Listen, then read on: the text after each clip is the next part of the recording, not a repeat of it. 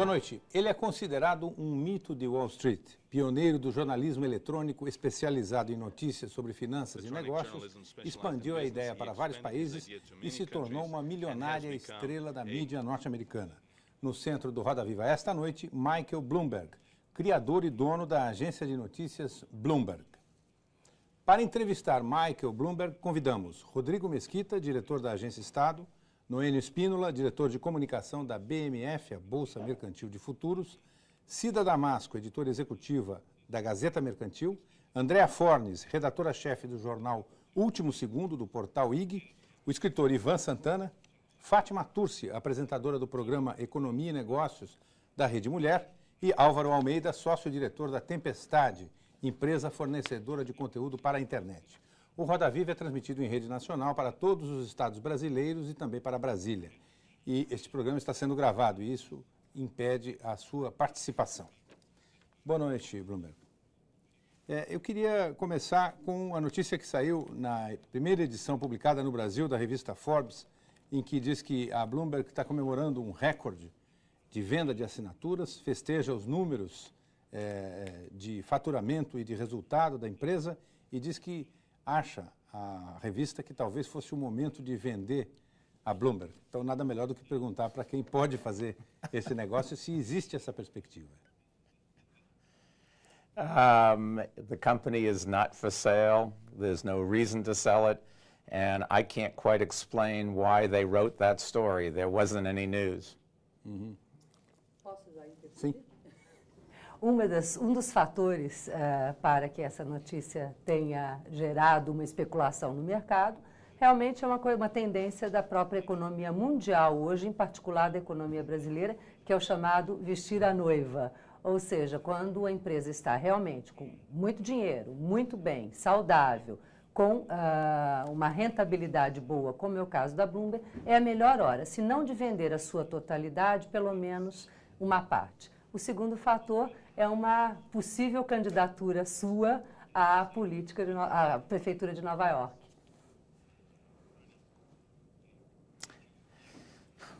Well, another career for me after business is always a possibility, and I've always said that I don't want to do the same thing forever. I have run this company for 20 years. My previous job, I lasted 15 years before they threw me out. It probably in the next few years is time for another career. And I do think the company would be better off if after 20 years somebody else took it over. I'm a big believer in term limits, we would call that. That does not mean that the company's for sale. I could go on to another career and still own it. I just don't see any reason to sell the company. It's in good shape. Our business is better than ever. And while you should sell when things are going well, not when things are going poorly, you should also have a reason to do so. So there's no plans to sell it right now, and I don't know where that story came from. Álvaro? Dentro dessa perspectiva, para onde a Bloomberg pode crescer? Quais mercados, quais atividades? Better than half of our business now is outside of the United States. And what I've been trying to do is to move the headquarters from being in New York to being in many places around the world. All of our television now is run out of London. All of our terminal sales are run out of London. A certain kind of data sales are run out of Tokyo. We're trying to find something to run out of Sao Paulo. If you are going to be a global company, you have to have presence in all markets, in lots of different products, and have the authority distributed around the world. And I think the great potential for us is as the capital markets in Brazil or in every other country expand, we have to be a major factor and to grow along with them. The old line capital markets, the traditional ones, will grow less slowly than the emerging ones. And so the potential for our company is really outside of the United States, probably outside of Western Europe. It's for the rest of the world. Ivan? O senhor saiu da Salomon Brothers em 1980, 81 e começou o seu negócio. I was fired from Salomon Yes, Brothers. I read. Eu li isso no seu livro. Em 1981 iniciou o seu negócio, que prosperou muito nesses 19 anos. Agora, por coincidência, nesses 19 anos, o mercado de ações de Nova York tem tido uma alta considerável, desde o Paul Volcker no Fed até hoje, uma alta secular, uma alta de 18 anos. Não seria a hora, o senhor acredita que o negócio continuar prosperando tanto se o mercado entrar num prolongado mercado de baixa?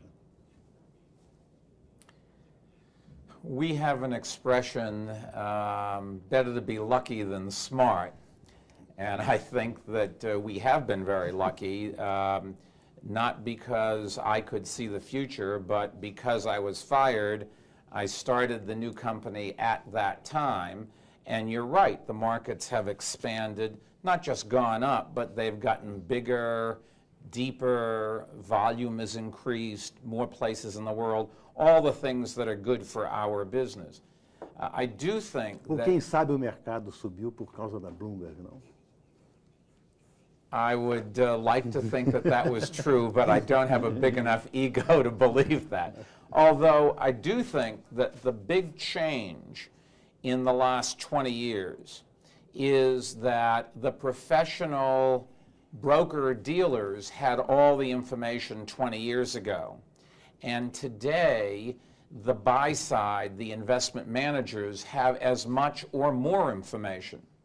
And that you can see in salaries for people who work on what we call the sell side, the broker-dealers, as opposed to the buy side. 20 years ago, the ways to get rich was to go to work for a broker-dealer. Today, you have as good a chance if you went to work for an investment manager, somebody running a mutual fund or a pension fund or something. And that's because the information is much more balanced, and it's because not just for our system, but for lots of systems that have leveled the playing field. I think the answer to your question as to would we do well if the markets contract or the markets don't grow, it would clearly be harder to grow. But the fact of the matter is when things go down, people try to concentrate their business, have fewer suppliers. And if we are really good, we will be one of the surviving suppliers and may in fact do better. I just don't think we'll do better as fast as we would have when everybody's making a lot of money. Mas há ditado em Chicago que diz, se o céu estiver caindo, venda céu. Mas eu gostaria de perguntar sobre a explicação que você deu para a sua companhia e parece que a sua estratégia é pensar globalmente e agir localmente. Ora, países e economias emergentes geram preços, geram informações. Price discovery, descoberta do preço, é a matéria-prima de empresas como a sua.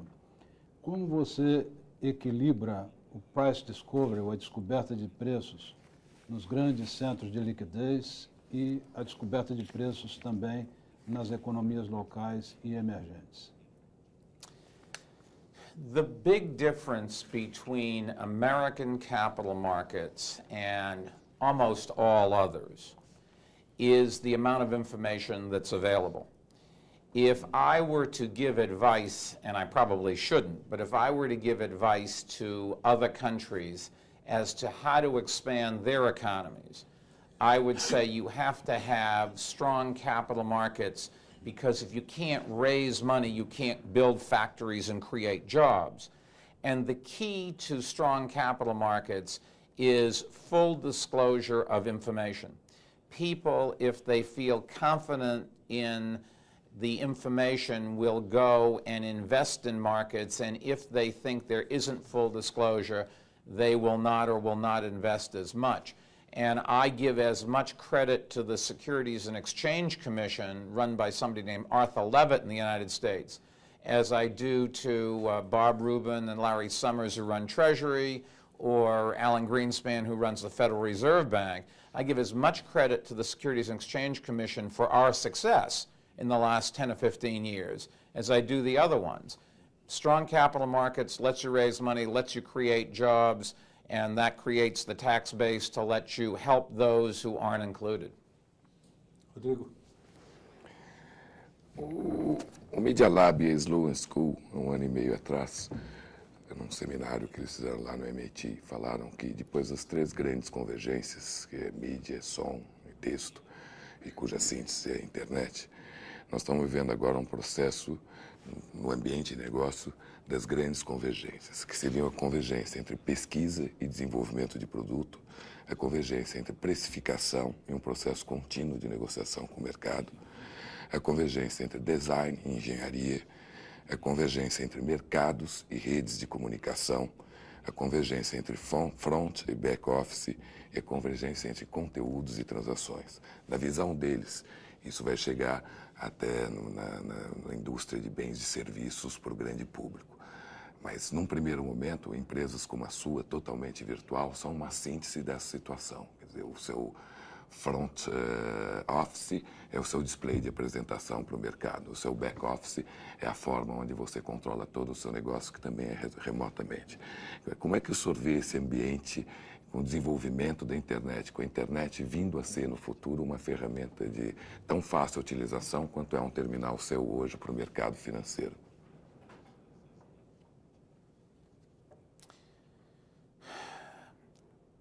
I think you have to be careful in what technology is, what the promise of technology is, and the way technology is actually used.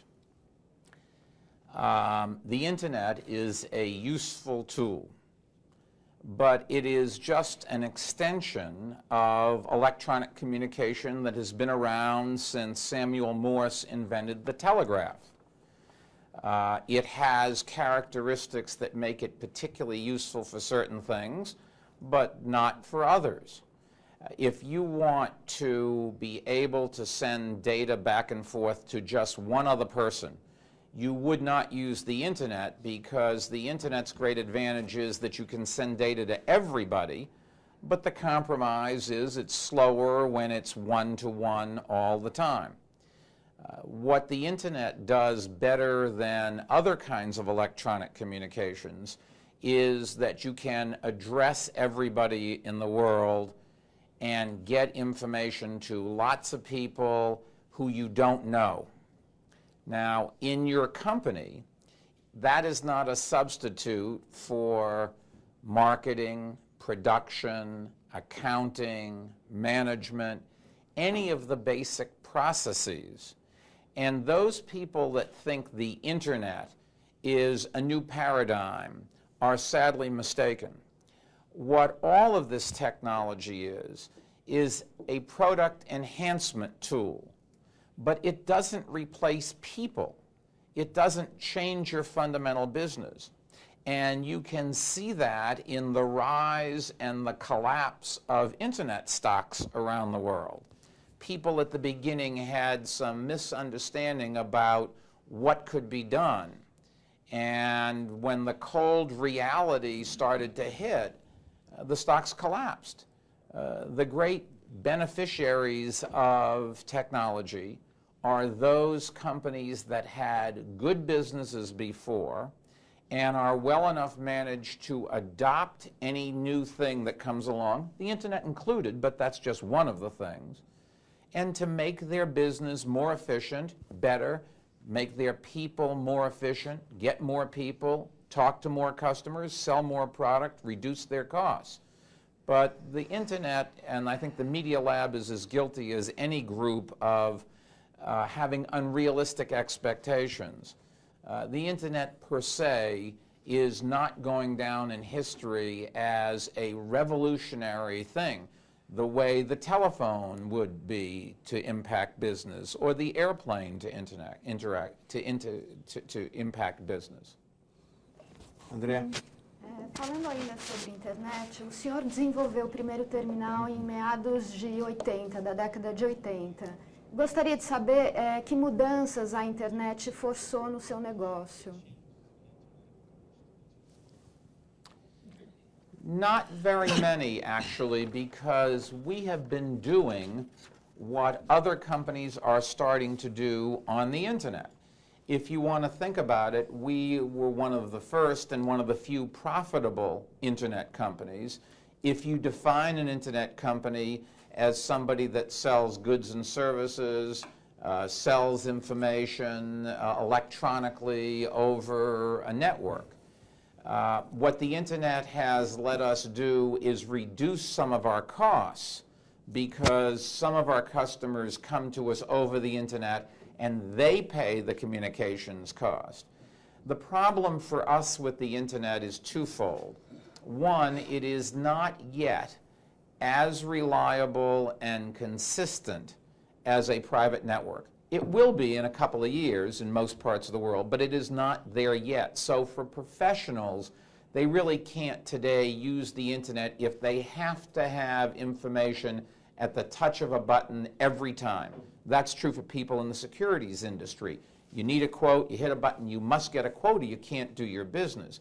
Very different than you getting an email from a friend. If it doesn't arrive for the next 5 minutes, so what? So the first problem with the internet is that it is not consistent and good enough for professionals yet, but it will be. The other problem is a much more serious one. The other problem with the internet is security. Because it's available to everybody, unfortunately, it's available to people with nefarious motives as well as people with good intentions. And that's going to create nothing but problems for the foreseeable future. No matter how many times we plug security holes, somebody's always finding another one. Cida? Por favor. Ainda em relação às modificações impostas pela internet, o que a internet está fazendo em termos de adaptação do conteúdo e do próprio formato do noticiário de economia, finanças e negócios? You can get information faster. That may be the biggest thing. The danger, of course, is that in the interest of speed, we forget about analysis and quality and accuracy and breadth and depth. And I'm not sure that having access to information instantly is necessarily good. Keep in mind, it is my business, so I hope people want to do it. But there is something to be said for standing back and trying to put things in context and understanding what's really going on and thinking about things before you act that all of this technology is getting in the way of. We make a mistake with, particularly with computers. The real world using computers is you guess at two different numbers and you divide one into the other, and then somebody who doesn't know what they're doing makes a decision based on the fourth decimal place, which is nonsense. The two numbers that went into the calculation are just guessed at. The real question is not what Mr. Smith should do, but what are the facts that Mr. Smith should use in making a decision. And I don't know that technology, the internet included, really has made us any smarter at gathering information. I think we think because it's on a screen that it has a validity greater than what reality is. O senhor foi vítima, segundo a notícia publicada no Washington Post e republicada pelo jornal Estado de São Paulo, no dia 16 de agosto, de um esquema de extorsão através justamente da ação de hackers que teriam envolvido dois habitantes do Cazaquistão. Eu queria que o senhor explicasse como é que foi isso e como é que terminou essa história, porque a notícia diz que o senhor reuniu-se com esse sujeito num hotel de Londres naquela época e que isso acabou terminando com a prisão dessas pessoas. É isso? Well, I got an email from somebody, at that time we didn't know who, saying that they could break into our computer system and for a sum of money would tell us how they did it and how to prevent it from happening again. We have a whole staff of computer programmers who watch all the time for attacks.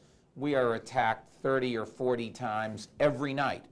So is every other company. The difference is we know it. We watch them. We had watched these people come in. We made sure they didn't get very far into the system, but just enough so that they would keep trying so we could try to track back and see who they were.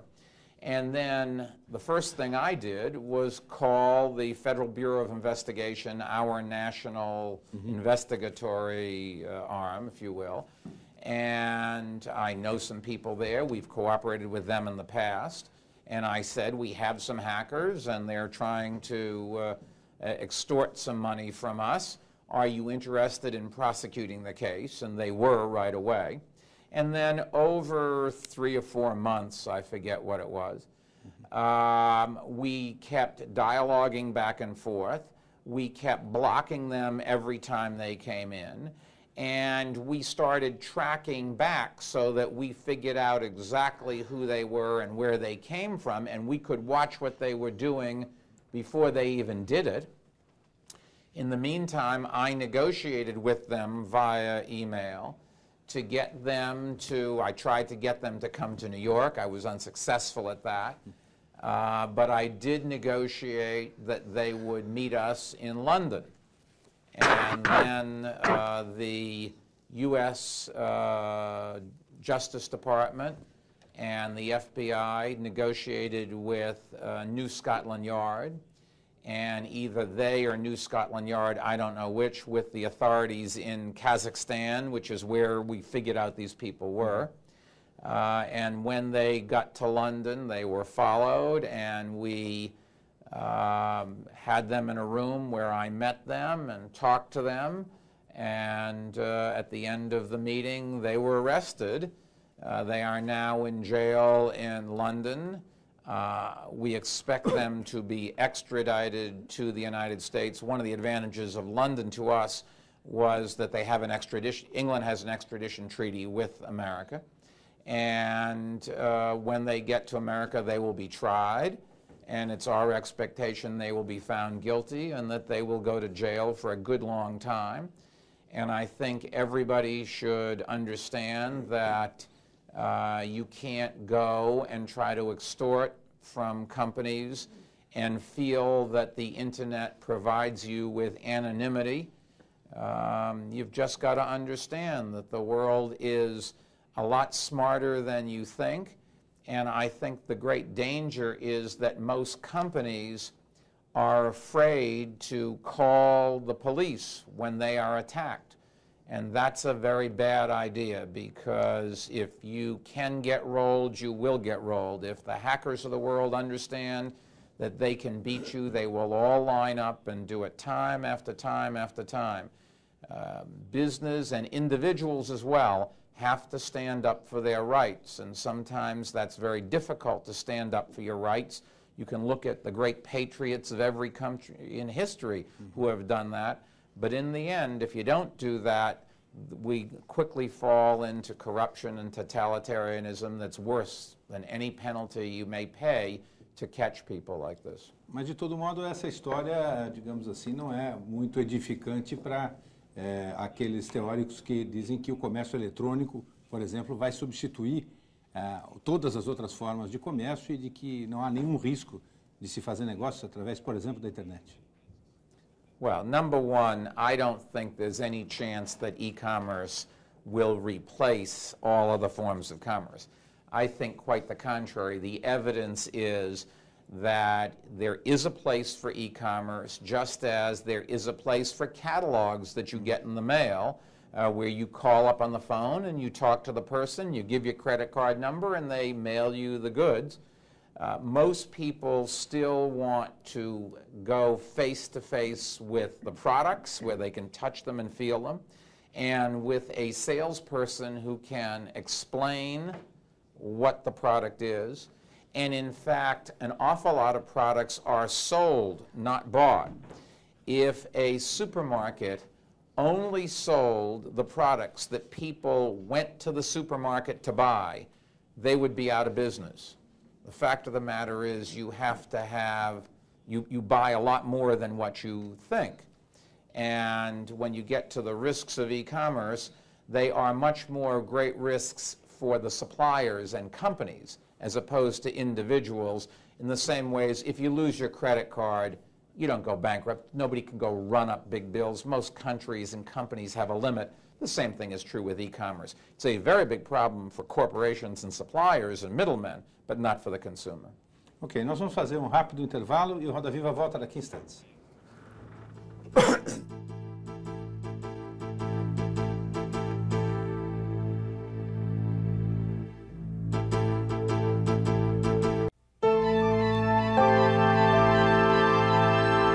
Estamos de volta com Roda Viva, esta noite entrevistando o empresário Michael Bloomberg, criador da agência de notícias Bloomberg.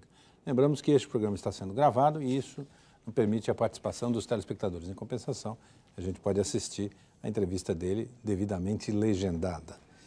Álvaro, por favor, sua pergunta. Mr. Bloomberg, falando um pouco mais de segurança, o seu serviço de notícias ganhou, de informações, ganhou muito poder, porque ele é observado e acompanhado por todos os mercados. Nesse sentido, há muitas fontes de mercado que poderiam se interessar em manipular as informações que são divulgadas para obter ganhos. Qual é a política da Bloomberg para se proteger disso? Well, number one, let me say that no policy is perfect, and you're absolutely right. There are a lot of people who want to manipulate the data, although the great threat is that a lot of more people want to hide data. The real problem, I think, in the macro sense, is that companies don't want to put out bad news. Analysts don't want to say they made mistakes. Nobody wants to talk about security breaches or computer failures or that sort of thing. Those are the big problems. It is also true that people who are long stocks want good information out and want to suppress the bad, and people who are short stocks the reverse. And you do have people who put out fake stories. I think that's the biggest one. And we recently did have one in America sent to us by a news agency whose job it is to check and make sure that companies actually have issued those statements. They had a former employee who left, knew all their codes, put out a story that he made up with their codes to get a stock to go down. It went down dramatically. They stopped trading. It went back up. I think there's always a danger of that.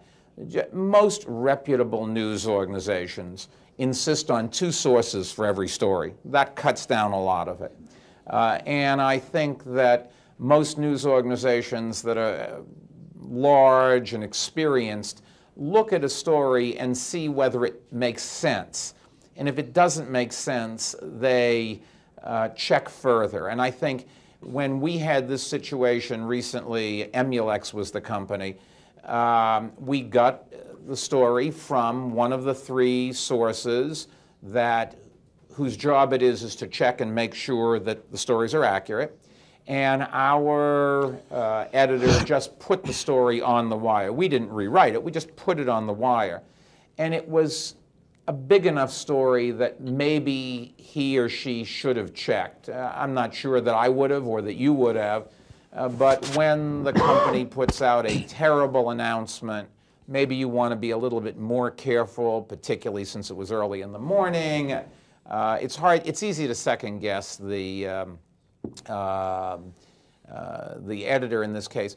But remember, most times, most markets are accurate, most prices are accurate, most stories are accurate. We just don't want to hear the truth a lot of times. And when our reporter writes a story and it talks about disappointing earnings or a problem at the company that we get from more than one source, I can tell you just how accurate that story is depending on how loudly the company screams. The more they scream, the more I'm sure we're right. Andréa. A Bloomberg vende um serviço que é bastante especializado e indispensável para algumas empresas e que por essa razão custa, I hope so. custa em média mais de $1.000 por mês. Gostaria de saber do senhor, como dono dessa empresa, o que o senhor pensa de empresas como o Napster?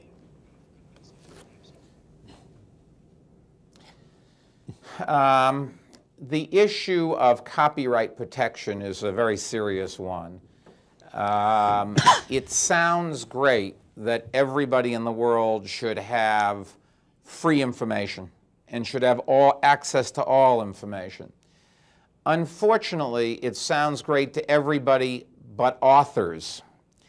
And if you don't protect copyrights, nobody's going to create new material. That's true whether you're writing something or you're recording music or television or anything.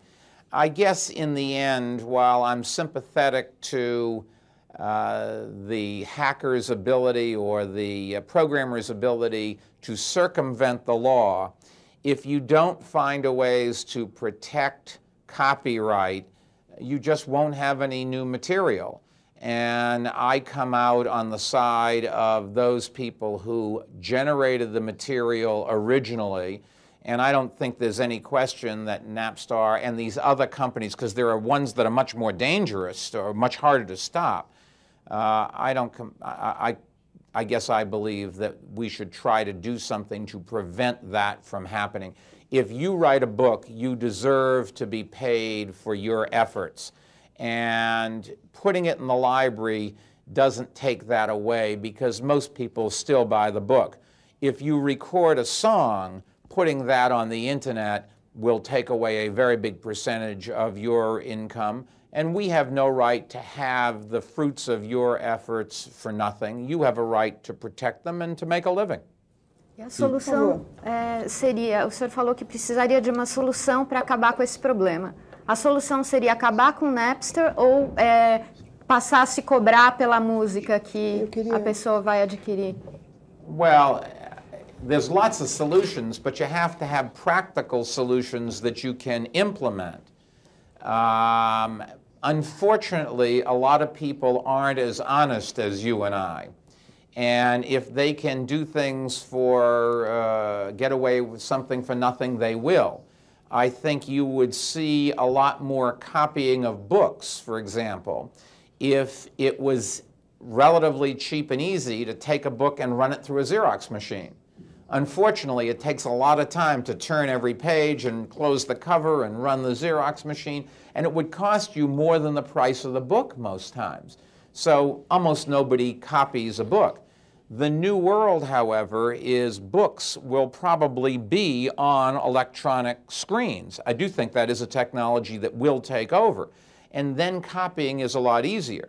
So you can say we can pass a law preventing the duplication, but how you enforce it is a real problem. And so far, as fast as people have come up with copyright protections, others have gone and managed to get around those protections.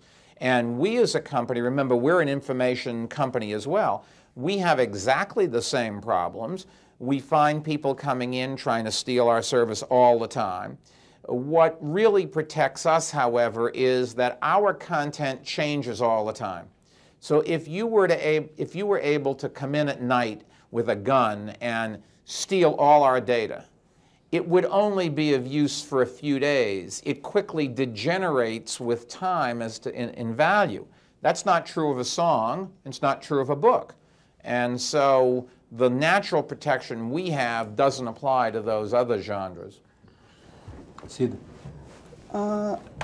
O senhor acha que a legislação atual de proteção dos direitos autorais ela é adequada para esse mundo de internet? Se discute isso não só em relação a direitos autorais, como várias outras questões, até a questão tributária. Ou seja, dá para aplicar a legislação atual? Tudo tem que ser rediscutido e renegociado nessa área? One of the real problems is that the political process in most worlds is built around boundaries that technology is removing.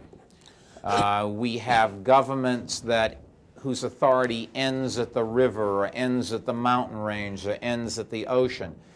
We have governments that cover a group of people that have a common language or something like that. Technology has taken away those boundaries. And you hear the politicians gnashing their teeth because politicians have two jobs in life. One is to regulate and the other is to redistribute wealth. And that's very hard to do where the company or person they're trying to regulate or the company or person whose wealth they're trying to take away can escape their coverage or their authority simply by throwing a switch. And unfortunately or fortunately, depending on which side you're on, that's getting much harder to do. I think we do have to solve those problems because nobody, no rational person, would seriously argue that we don't want the government to be able to do both of those things to some extent. The difference, I suppose, between liberals and conservatives is that we want them to do more or less. But everybody agrees that we need to have a law against murder, for example, or that we have to have taxes to pay for the fire department and the police department and the schools and sanitation. So we all want some regulation and some taxation ability. The trouble is that companies and individuals today have a mobility that they never had before. And nobody has yet come up with good ideas as to how you can solve this problem. Ivan? Senhor Bloomberg, eu sou escritor, mas antes de ser escritor, aliás, no meu livro de maior sucesso, um magnata de Wall Street entra derruba todos os mercados do mundo através de um sistema como o seu. Através de code machines, ele derruba os mercados. Mas antes de ser escritor, eu era operador de mercado. E quando eu comecei no mercado, em 1958, 8 anos antes de você, eu tinha apenas o telefone e, para saber notícias, eu tinha um teletipo da Reuters ou alguma outra agência. E mais tarde eu acompanhei como operador toda a evolução do sistema de comunicações no mercado, até o momento em que você pode traçar gráficos na máquina, marcar pontos técnicos de análise técnica, enfim, interagir com o computador através de uma empresa de software e de comunicações. Agora eu pergunto, em que futuro, qual será mais ou menos o tempo onde o trader vai poder fazer de casa não só acompanhamento do mercado, como até entrar no mercado, comprar ações, vender ações, comprar commodities, vender commodities, fazer tudo através de um sistema como o seu. Não precisa nem sem o uso de mesas de operações e sem o uso de bolsas. O senhor acredita que isso vai acontecer? Acontece.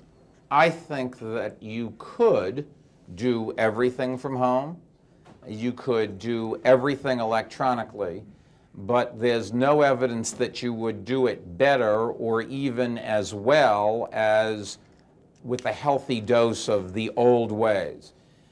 The reason that companies have stopped talking about having everybody work from home is that a big part of work is dialoguing with your associates around the water cooler. And email isn't the same thing as communicating by typing on a keyboard or talking on a phone. We all do business every day over the phone, but we still go periodically and visit our customers, shake their hands, look them in the eye, perhaps have a meal together. And I think that the fact that an analyst or a trader or a portfolio manager or risk taker in the securities and investment industries can get information electronically does not take away the need for them to be able to sit back and think. There's no evidence that all of the technology we have implemented in the workplace, not just in the securities and investment business, but in all businesses, there's no evidence that it has reduced the things that we used to do. Let me give you a couple of examples. A lot of people today get voicemails and emails. I probably, in a normal day, get 100 voicemails and 100 emails. But the number of times I talk to a person face-to-face, or the number of times that I talk to a person over the phone, has not declined at all. The emails and V-mails have been additive. They've not replaced the old forms of communications. Similarly with technology for your typical white-collar worker. In the world, we have spent trillions of dollars buying technology. Almost every white-collar worker sitting at a desk today has a PC in front of them. But the sales of paper to offices per capita has gone up every year for 25 years. So don't confuse having these tools with replacing the needs for the old things. And while we are automating a lot of things in the securities industry, you can hit a button and trade a stock. You can't hit a button and decide rationally which stock to sell, whether it's a good sale, why, may come up with good reasons why to sell it. That's very different than automating the mechanical transfer part. But the part that has intellectual content, there's no evidence that computers can do a better job than human beings. And I think if you go back and look, there's no proof whatsoever that investment management has produced better results than the averages today compared to back when. Pretty much the band between best and worst follows the average performance, and it always has, and it probably always will, no matter how much technology and no matter how many Bloomberg terminals I hope they buy. Fátima. Bem, essa sua última resposta, juntando com a última do bloco anterior, me deixa um pouco assustado quanto ao rumo que as empresas em geral estão tomando com relação ao e-commerce. As empresas estão investindo bilhões de dólares em e-commerce. Estamos falando de empresas de desenvolvimento de software, empresas que estão desenvolvendo programas e as próprias empresas que estão disponibilizando seus produtos para uma venda hoje muito focada no comércio eletrônico. Só diria que essas empresas, eu tenho 3 perguntas porque eu não aguento aqui de muita ansiedade, estão gastando e jogando dinheiro fora, elas estão investindo errado nesse cenário de futurologia, estão apostando numa área errada? Aí minha segunda pergunta, como que a Bloomberg quer ser conhecida dentro dos próximos 20 anos? Se o senhor vai para a política o ano que vem, qual a missão que o senhor vai deixar ao seu sucessor? Ela quer ser conhecida como uma empresa de conteúdo para que área de conteúdo específico, quer ser uma grande agência de notícia mais genérica, quer ir para a televisão mais, para a internet, para todos os meios, o que é para a gente juntar esse e-commerce com Bloomberg e imaginar um pouco o futuro? Well, if I had the next hour, I'd be able to answer all 3 questions, but let me try. I think that not most, but many companies are very ill-advised at this rush to implement internet solutions. The first thing you have to have is a business and a business model that works, and then you have to step back and say, how can technology make our people more efficient, give us better access to customers, or whatever? And not worry about whether or not some reporter comes in and writes a story saying, oh, this company's backwards because they don't have an internet strategy. Some companies don't need an internet strategy. They just don't have to have it. It has nothing to do. If you have a lawn care company and you will go around the neighborhood and cut people's lawns, It might be nice to have a website, but fundamentally nobody's going to use it, and you don't want to divert your resources from better mowers and paying your workers better to buying technology. The technology companies want you to do that, but that doesn't mean that it's in your interest. It is in their interest. And I think that's the great lesson here, that companies went and just bought anything, even if it didn't make any sense. And there was this perception that you had to be there first. We have an old saying that you can tell who the innovators are. They're the ones with the arrows in their backs. And I'm the last one to suggest you shouldn't lead, but you do have to be careful. And I think that what's unfortunately happens in these companies is because technology requires you to step back and to do some real study and learn. Managements always delegate technology to technicians. And if you said to management, would you put these technicians in charge of your company, they'd never be considered for the job in a million years. But you have turned over to them a responsibility and a decision that is the key decision, perhaps, that you're going to make in your company in the immediate future. What management has to do is to step back and see whether they need it. Don't rush in. Buy it, don't build it. Companies are always trying to build things that they will never get done. Settle for 90% rather than 100%. It's always the last 10% that never works and costs all the money. And explain it. I have a rule that my own conduct. I have to go home at night and be able to explain to my two daughters what I did today without hiding anything. And if I did that, I think I probably would lead a pretty decent life. I think the same thing is true for management. They should be able to go home and explain to their families why they need the technology, why it's going to work, why people will use it. If they tried that, they'd find that some of this stuff there's no need for, or there's no rush to do it, or it doesn't apply to their business.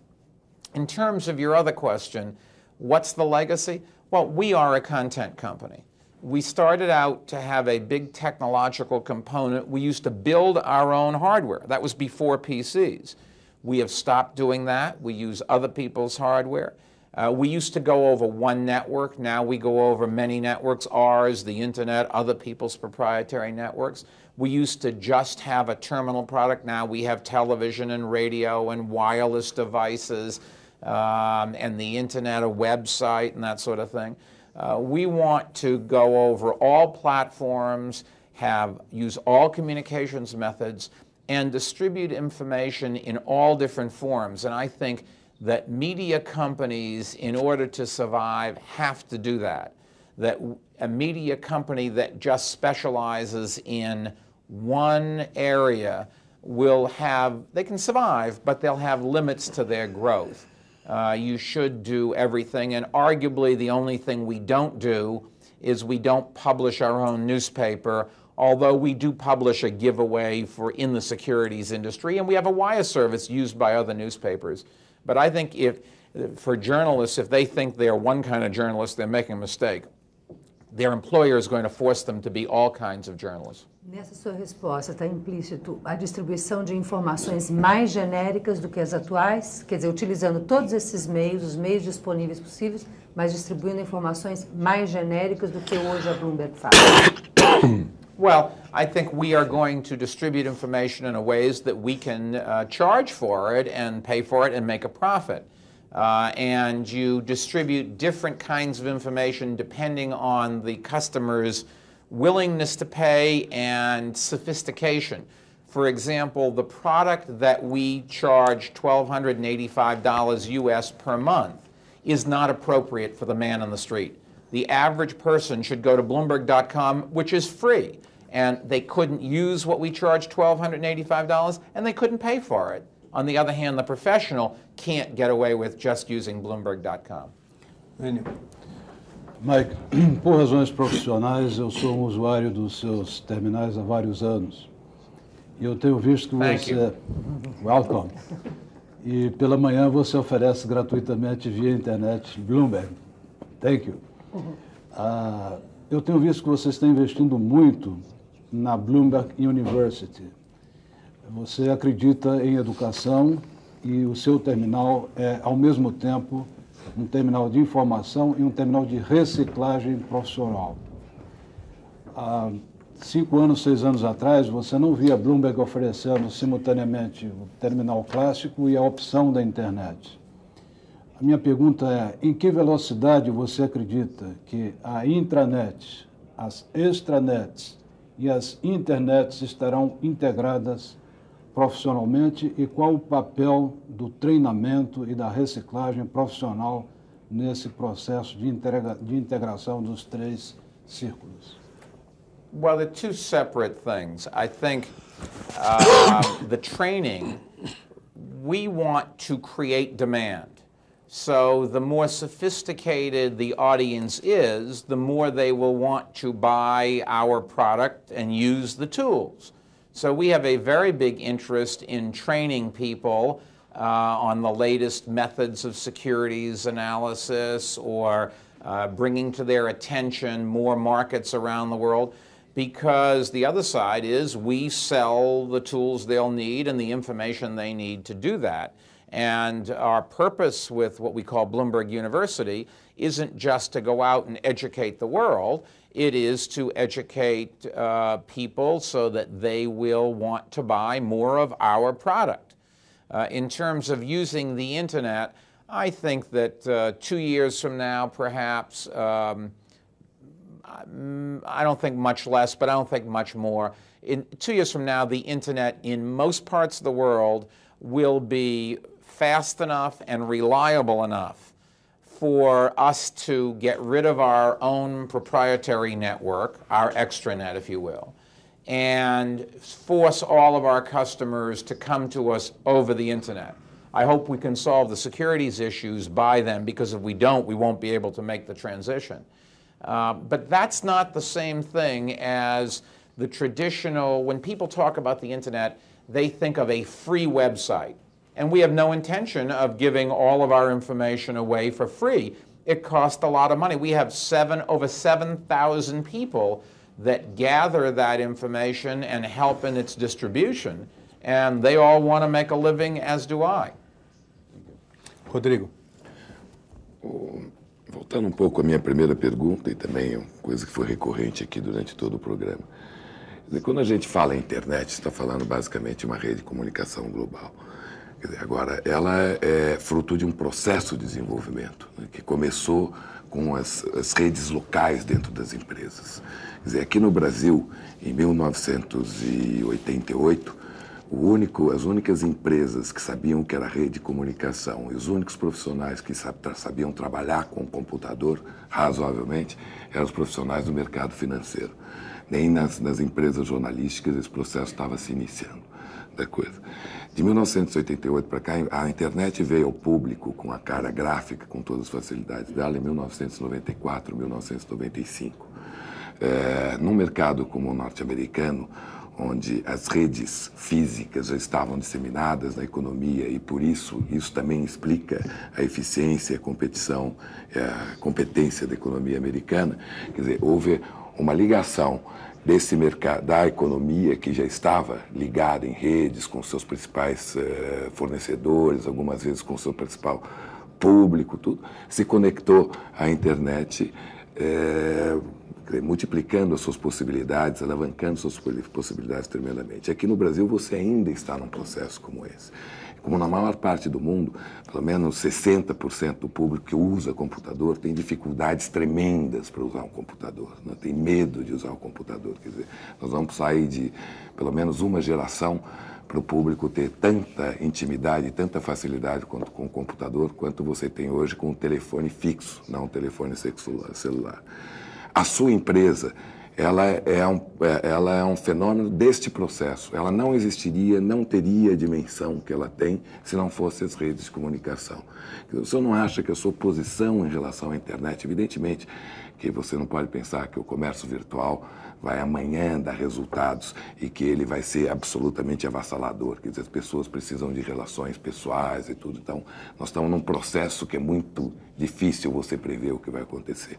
Mas você não acha que a sua posição em relação à internet é um pouco conservadora em função de uma empresa que teve até uma vantagem por não ter rede pública, né? Ela surgiu onde um dos fatores estratégicos do negócio era você ter capacidade para desenvolver a sua rede de distribuição, né? E hoje você tem uma rede pública e a possibilidade de especialistas desenvolverem conteúdos específicos para trabalharem também no seu mercado. Quer dizer, não é uma posição um pouco conservadora, não é um pouco atrevido demais dizer que a aviação tem mais impacto sobre a economia do que um processo das redes de comunicação, não só a internet? I think, let me give a couple of facts. I have a 91-year-old mother who 2 months ago called me up and said she wanted some advice as to what kind of a computer to buy. And I said, Mother, I will buy you one, but why do you want a computer? And she said, because everybody is on the internet, and she should learn what it's about.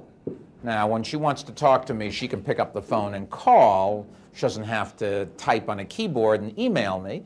But I got her a computer, and I had one of our technical people up in Boston go over and train her. And every time I'm talking to her, she's asking some other crazy question about the internet. At this point, she knows more about it than I do, and I'm a little bit younger than her. So it's not just that people aren't necessarily afraid of it. The other side of the coin, remember, you say 60% of the people are afraid of computers. Something between 50 and 60% of the people in the world have never made a phone call. So we really are talking about a smaller group of people. Do I think that I'm conservative? I think that everything is going to be networked together. There's no question in my mind about that. All of the technologies get better and cheaper and you're starting to see them integrated more and more.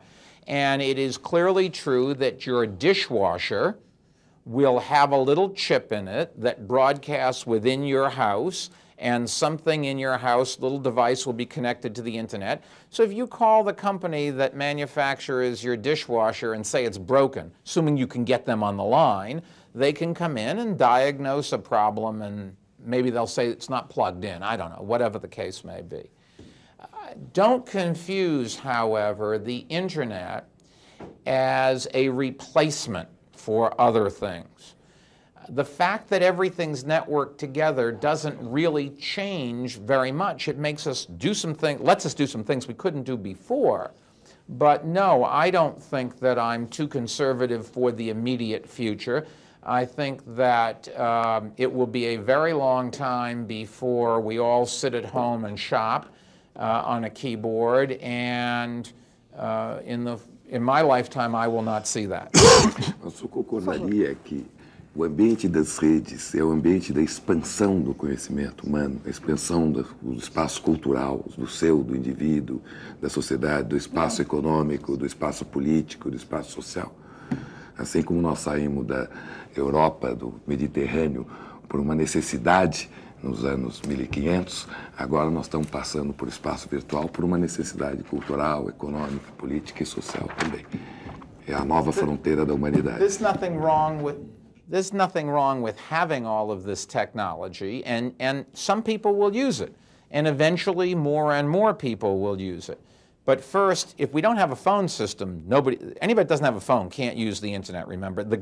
When they talk about the digital divide, the difference between rich and poor, most of the poor don't have telephones. That's our big problem. They can't read. They don't have enough food to eat. Those are the problems. The fact that they can't get on the internet and go to the Henry James website is not the issue. People that sell technology, sell computers, sell ISPs, sell phone lines, they want you to believe that you have to get the internet to the poor right away, but that's not the big problem the poor have. So let's not lose sight of that. Even if, however, you take the group of people that have telephone lines and that can read, it's not clear why everybody has to be in touch all the time. And it's not clear you're better off to do that. And if you think about what happened, there was a device that was invented about 60 years ago now that had great promise. It was a new technology, and what it did was it promised to widen the gap between the rich and the poor because only the rich could afford it. It was very expensive. And it would give you great access to culture and training so you'd learn more and be able to get the better jobs. And the poor couldn't afford it and they would fall by the wayside. And some of the politicians wanted to outlaw that technology. Well, that technology was television. And it didn't turn out that way. What happened was television arguably is the worst thing that ever happened to the poor because they stopped reading. The parents started parking their children in front of the television at night rather than talking to them. We have created unrealistic expectations among the poor. They think that everybody lives in gorgeous houses, everybody's pretty, everybody's wealthy, and it's not the real world. And I'm not so sure that the internet doesn't do exactly the same. It is a substitute for the old line values and the interaction that you have to have. And I have been very much against putting computers in the lower schools, in elementary school, junior high school, because we are, in that case, replacing a video game, replacing teachers with video games, and not much more than that. Nós vamos fazer mais um rápido intervalo e voltamos daqui a pouco.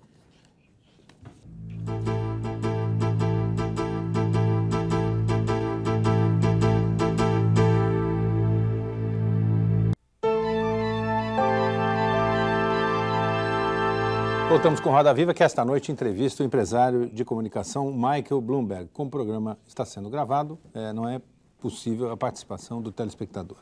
No livro que o senhor publicou, Bloomberg by Bloomberg, o senhor faz uma competente mistura de autobiografia, promoção da sua empresa e, ao mesmo tempo, com algumas pitadas de livro de aconselhamento, digamos assim. E é justamente sobre esse enfoque que eu gostaria de fazer uma pergunta.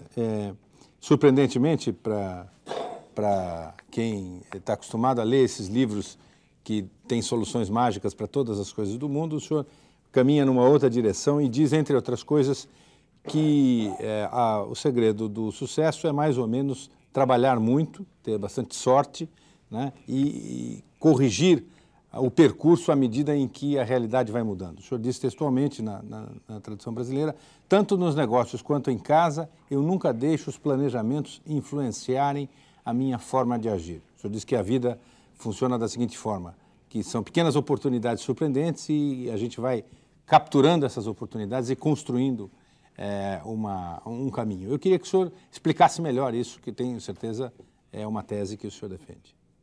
Well, it may be that others are a lot smarter and they can plan for the future and just that I don't have the ability. But my experience in reading most plans are that they are useless. And I think it isn't that the people that tried to predict the future were stupid or dishonest. It's just that nobody can really do that. It's always something you didn't count on that arrives, and if you have a rigid game plan that you can't deviate from, you'll find yourself with the wrong tools or at the wrong end of the field. Some things are inexplicable, some things happen by luck, and that all we can do is to make ourselves better able to react when the time comes. Learning to read, for example, is a very useful skill, but planning exactly what you're going to read for the rest of your life doesn't make any sense.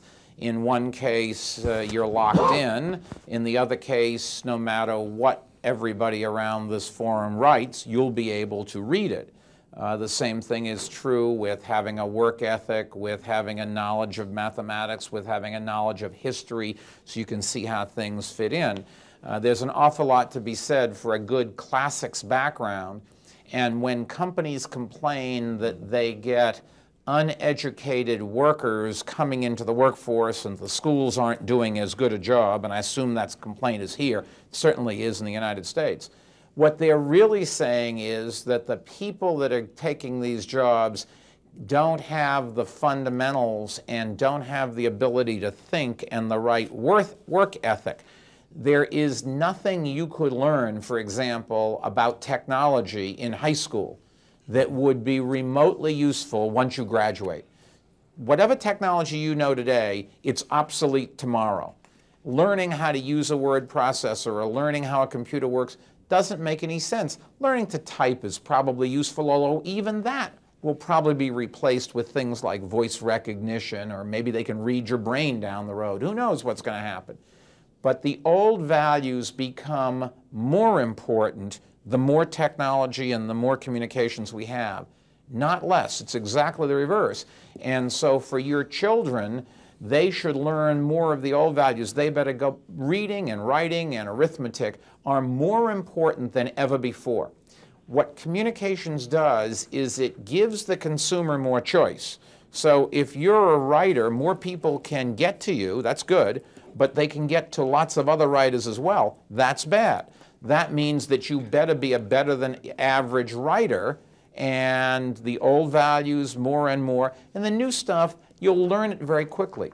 It is also true that as technology gets better, your need for it declines. Not just the old values become more important, but you have to know less about technology the better technology gets. I'll give you an example.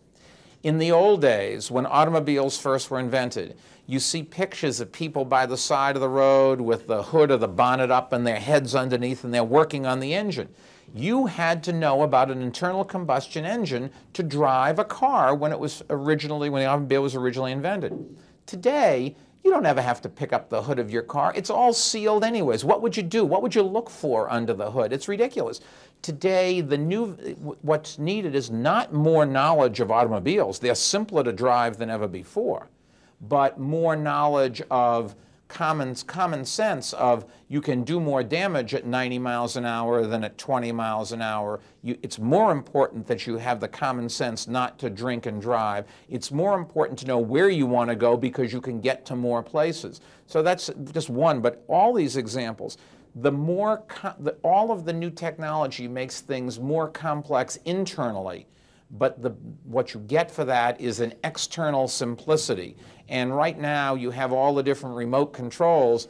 There are now devices you can walk in and say, I want to watch the following program, and the computer takes your voice, translates it, and turns on the program. That's the wave of the future. Eu não aguento, uma coisa que fica assim muito... Três. É desespero. Por favor, desculpa, Marco. Por favor, Fátima. Nessas suas observações, eu perguntaria, esse seu conservadorismo de hoje é nítido em todas as respostas, uma busca, um old fashion, uma constante busca por valores até, não há aqui qualquer juízo de valor da minha parte. No, I'm practical. I'm not conservative, I'm practical. There's a very big difference. I'm in favor of change as much as anybody else. But change for change's sake, or change that nobody's going to use, that's not what you want. And in fact, the technologies that get adopted are the technologies that provide real value to people and that they don't notice that they are acquiring. So take a look at a cellular phone, one of the great examples of technology that's been adopted. A cellular phone works the same ways the old landline works. There's no material difference. There's one extra button, send. And short of that, you dial the same, and you talk the same, and you listen the same. That's why, and it provides a real value. It frees you from having to stay at home. So, but to test, the reason cell phones have been so successful, provides value, and you can use it. That's not true of a lot of these other things. Cida. Por favor, nós atravessamos um período em que as empresas recorriam sempre aos super especialistas, a mão de obra de super especialistas. Isso continua valendo nesse novo cenário, nesse mundo de mudanças mais rápidas, mais velozes, ou aquele generalista que se adapta com mais facilidade às mudanças passou a ser novamente requisitado?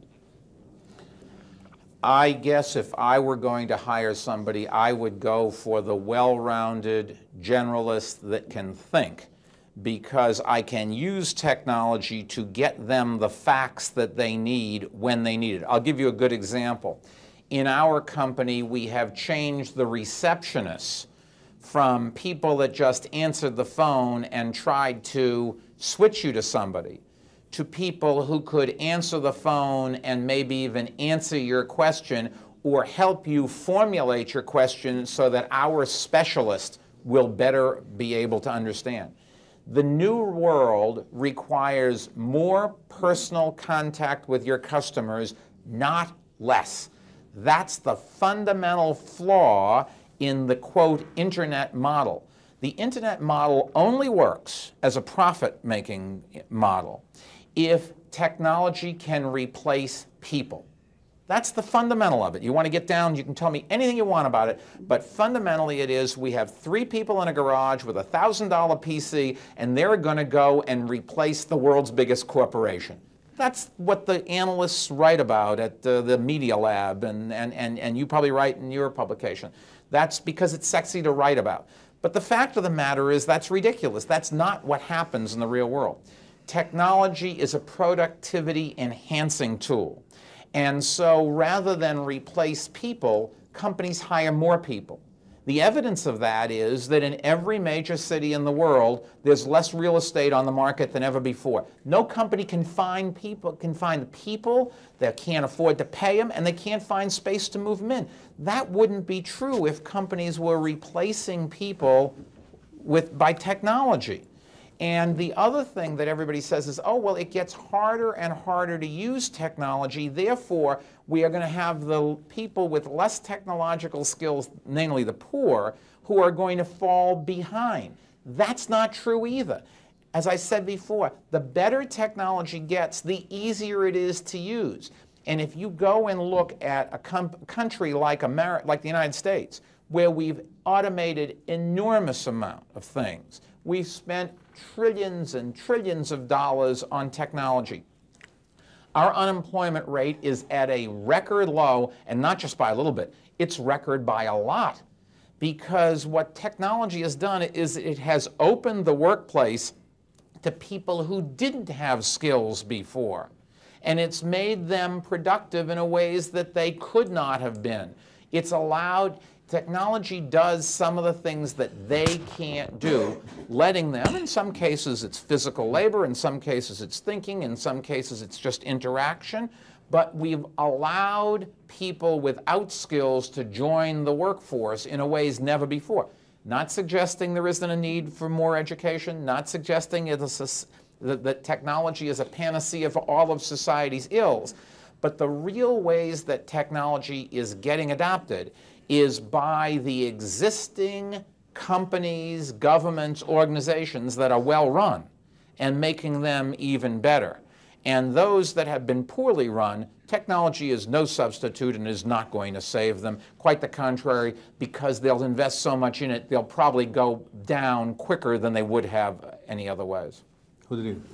No seu livro, o senhor tem uma parte ali também muito interessante que o senhor fala do ponto de vista do empreendedor que está desenvolvendo suas ideias. E na época o senhor dizia, falava, tenha muito medo, afaste o que você puder dos consultores, porque eles vão pedir para você fazer projeções de 5, 10 anos num ambiente de negócio que nem em negócio tradicional você consegue projetar uma receita de 2, 3 anos. Quer dizer, hoje, em países não centrais como o Brasil, as consultorias aumentou barbaramente o mercado. McKinsey, Buzarres, Anos Consulting, o diabo, aí trazem projetos de internet. Que conselhos que o senhor daria para os empresários brasileiros nesse sentido? Well, if you're in the consulting business, do more of the same. You're probably making a good living.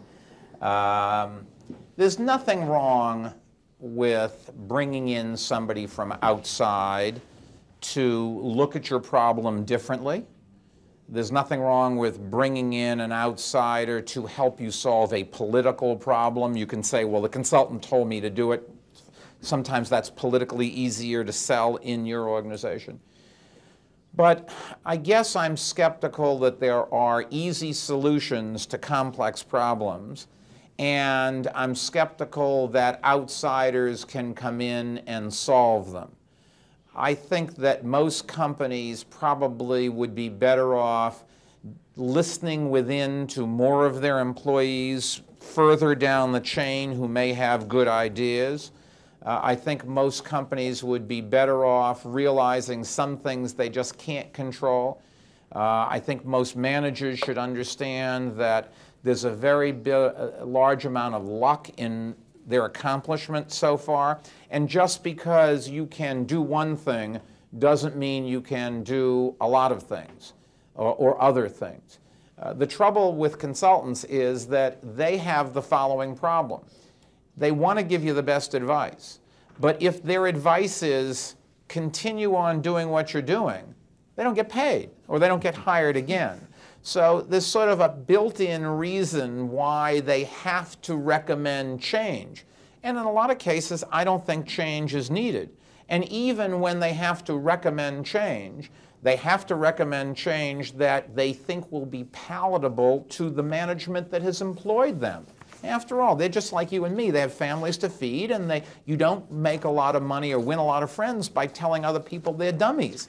So every consultant says to whoever hires them, you're doing a lot of good things. Here are some other things that you can do or should do. And it may very well be that they just made them up. It may very well be that they are things that the company should do. Some consultants really give you good advice. But it's hard for me to believe that they're going to look you in the eye and say, well, the big problem in your company is that you're a lousy manager and you should resign without your pension today and we should promote somebody else. And that may very well be the problem, probably more likely the problem than anything else. Andréa.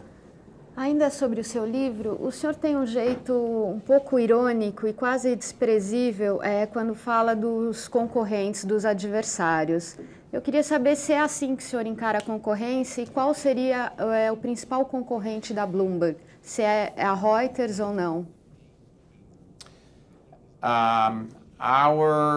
I tell all of our people that if somebody asks us, what's the difference between our product and a, quote, competitor's product?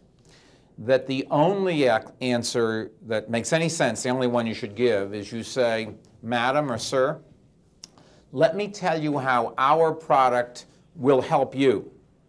As to some other product, we're not an expert, and you'll have to talk to somebody else.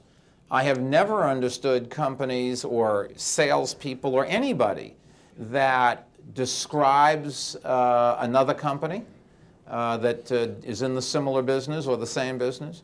Why give them the advertising? Why give the person you're talking to the feeling that maybe they should call the other company? I mean, I just wouldn't answer the question as to who is our competition. It also happens to be very different in every business. It's also very different from customer to customer. There are a lot of our customers who will tell you that we are the only manufacturer of a product similar to ours.